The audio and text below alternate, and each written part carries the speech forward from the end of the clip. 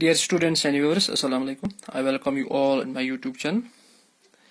Today we are going to discuss about the next topic from this particular chapter, that is heredity and genetics, which is the chapter 4 of your life science section of subject science class 10th. तो topic का नाम है Darwin's theory of evolution. तो इससे पहले evolution को समझने के लिए हमारे पास काफी ज्यादा एविडेंसेस है जिनको हमने आज तक पढ़ा है।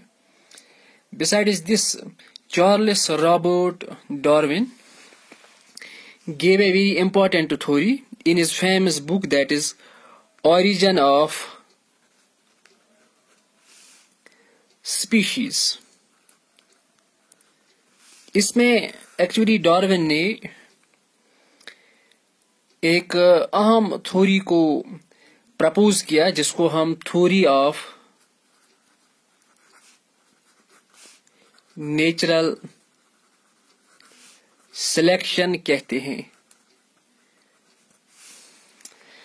तो according to this theory of natural selection, it suggested that organisms are basically selected by nature to pass on their characteristics to the next generations। यानी जो organisms है, organisms को एक्चुअली नेचर जो है ये इनको तस्लीम करता है, यानी only nature selects these organisms and due to which they pass their features or they pass their characters to next generation। ये नेक्स्ट जनरेशन में अपने इन्हीं कैरेक्टर्स को पास ऑन करते हैं। तो इस थ्योरी को एक्चुअली डार्विन ने कहा theory of natural selection. Besides this, जो डार्विन्स थ्योरी ऑफ इवोल्यूशन है, it is applied to both plants as well as animals। it is the main aspect of its theory। ये जो theory है ये दोनों plants और एनिमल्स दोनों के लिए एक्चुअली अप्लाई होती है। तो इसके अलावा जो डार्विन है, इसने कुछ और भी एस्पेक्ट्स को यहाँ पे डिफाइन किया। सबसे पहला इसने जो किया कि किसी भी पॉपुलेशन में एक्चुअली क्या होता है, देयर आर नेचुरल वेरिएशंस, यानी कुदरती तौर पर कुछ ऐसे कैरेक्टरिस्टिक्स जो कि पहले जनरेशंस में मौजूद नहीं थे लेकिन किसी जनरेशन में ये मौजूद होते हैं, जिनको नेचुरल वेरिएशंस कहा गया।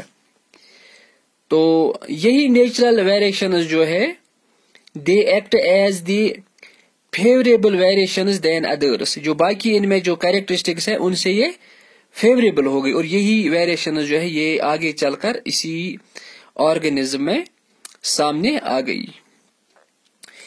या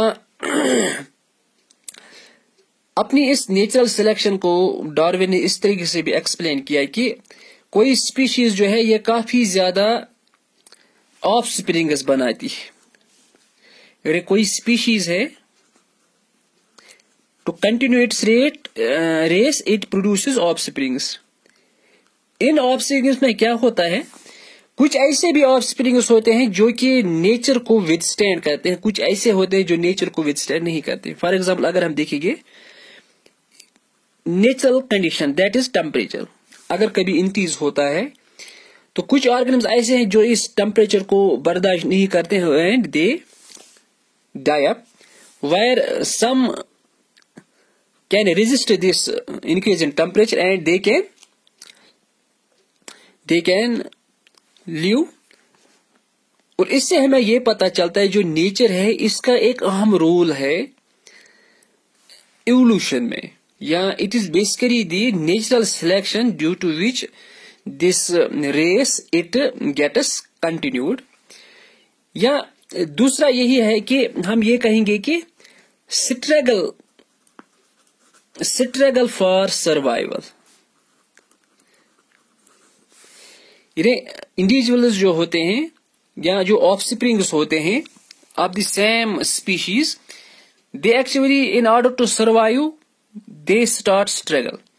और जो ही ये स्ट्रगल करते हैं, इनमें कोई ऐसे हैं जो कि इस स्ट्रगल से निकलते हैं, इस स्ट्रगल को पास करते हैं, वो they can survive or they can survive and reproduce, where some individuals are those which cannot survive and they are actually, they die down or they lose the race of their life. And such process is called actually as the natural selection. Natural selection and